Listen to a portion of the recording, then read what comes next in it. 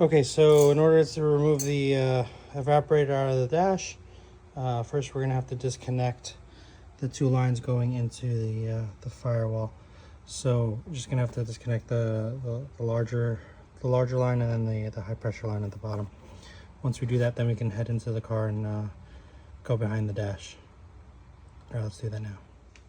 All right, so I got both lines disconnected here. And so now we're just going to go inside the car and I'll show you how to take the evaporator box out. All right, so we're in the car here. This is a 1990 S5 automatic NA FC RX7. So we'll see here, we're gonna have to take out these screws and take out this panel first. All right, so let's do that now.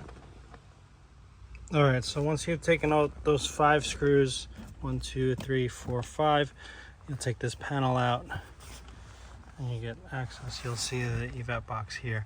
So the next thing you have to do is, I think this comes off, take this vent out of the way, and now we got to take the glove box out to get more room for the evap box to pull out. So we're gonna do that. We're gonna take these screws out all the way around, take this box out. All right, so once you get the surrounding screws, you're gonna have to take the 2 screws out of for the latch, and the box and the door comes off completely. You'll have to disconnect the little light here, twist it off, and now you'll get access to the evap box. So there's gonna be 2 screws, 2 M6 nuts here, 1, 2 at the top. There's gonna be 1 at the bottom over there. And once we get those off, there's gonna be 1 clamp right there that I'll click off. And then there's gonna be 1 clamp here that we're gonna have to unscrew. Once we do that, we should be able to pull it all out. So let's do that and show you how it comes out. All right, so I got the 2 M6 nuts at the top.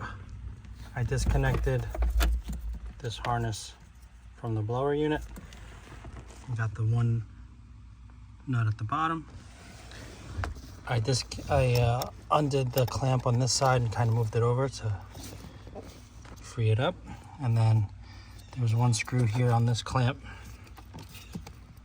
to loosen it up, and then I moved it over. So now the box is ready to pull out. So let's loosen out.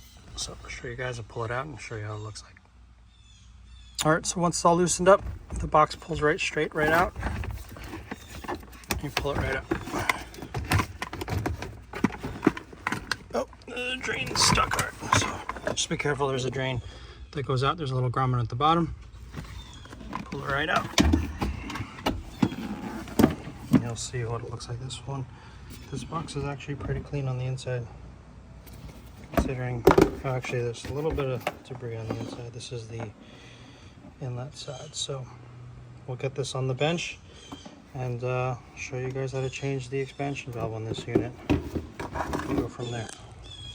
All right, so I got the evap box on the bench. This should be pretty straightforward to open up.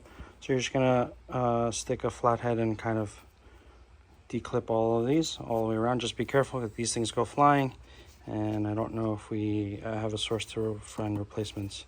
And then you're gonna disconnect this one screw. That's it. And go around, and we'll unclip and open up the box. Once you get all these clips off, in order to separate the box, you're gonna have to disconnect the sensor. There's actually a 7mm screw, so take those 2 off, and then we'll get that off, get the box opened. All right, so once you get the box opened up, just be very careful. Everything is brittle and fragile, so you're gonna open it up. Sometimes the styrofoam might be stuck or still taped. You'll see there's tape to the evaporator core, so just be careful, take your time. And you're gonna see here, since there's a lot of debris, we're gonna clean this up, vacuum it out, and then we're gonna change out the expansion valve. So with our kits, it's gonna come with the expansion valve, it's gonna come with new O-rings, and then we're gonna give you cork tape for the temp sensing probe that goes on here. So we're gonna clean this up and then show you what it looks like with the expansion valve changed out. All right, so this is why we always recommend, if you're redoing the AC system, you go through every component and make sure everything's good, because from the outside from the outside of this cork tape, everything looked good, but you can see the probe is all rusted and rotted out, and this might have been leaking at some point. So we're going to put a new unit, we're going to loosen these up, we're going to put a unit in. All right, and so we have the old expansion valve, the normal expansion valve removed. You can see here, pretty rusted out. The connector I just cleaned up, it was pretty corroded. It's got some missing metal, but it should be okay to put back to hold the probe back. And we have the new unit here. So we're going to do that. We're going to, of course, use our Nylog lube.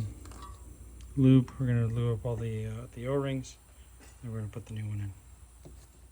All right, so I made sure to brush and clean off the fitting, make sure you get all the debris out. Put the O-ring, make sure you put enough ample amount of Nylog, and then when you put these in, you want to make sure you seat, and you see it physically and visually seat the O-ring. Then you put the fitting in. If you just put the fitting in and not see it actually seat, sometimes you can pinch the O-ring and it won't get a good seal. So once it's there, then we can tighten it up. All right, so I got the sensing probe put back in. The clip is connected. Now we're just going to wrap it with the cork tape to insulate it. All right, so this is what it looks like with the cork tape put around. Basically, you just have to wrap and insulate the sensing probe. All right, so once that's there, then we can put the other two back in. All right, so we have the complete assembly put together. Cleaned it up a bit. If you guys have a lot more debris in your coils, you can always use coil cleaner. This was fairly clean, so we just brushed and blew it out and cleaned up the fins. So this is ready to go back in. So we'll reverse the process, put it back in. Make sure you put these back, and then close up the box. I'll show you when it's put back together. All right, so we got the box put back together. Got all the clips put back. Little sensor is back there.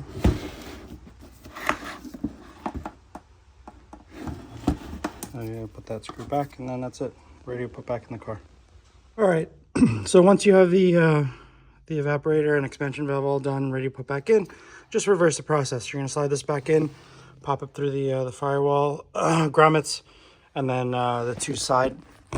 clamp down the two side clamps, plug in the harness, and then we're ready to connect the lines back. All right, so I'll show you how that goes. All right, so this is the evaporator box put back in. Just be careful when you're putting, there's three things that got to pass through the firewall. There's the condensate drain on the bottom and the two lines on the up top. So it's a little tricky getting all three aligned, but once you get all three aligned, you give it a little push and then you get it in, and then you can put the two nuts on the top, one nut on the bottom, and then you tighten down the clamps. There's one clamp there with the screw, and then there's one with the snap closure on it. So once you have everything there, and then you connect the harness right there, plug everything back in. Now you can just put the glove box in.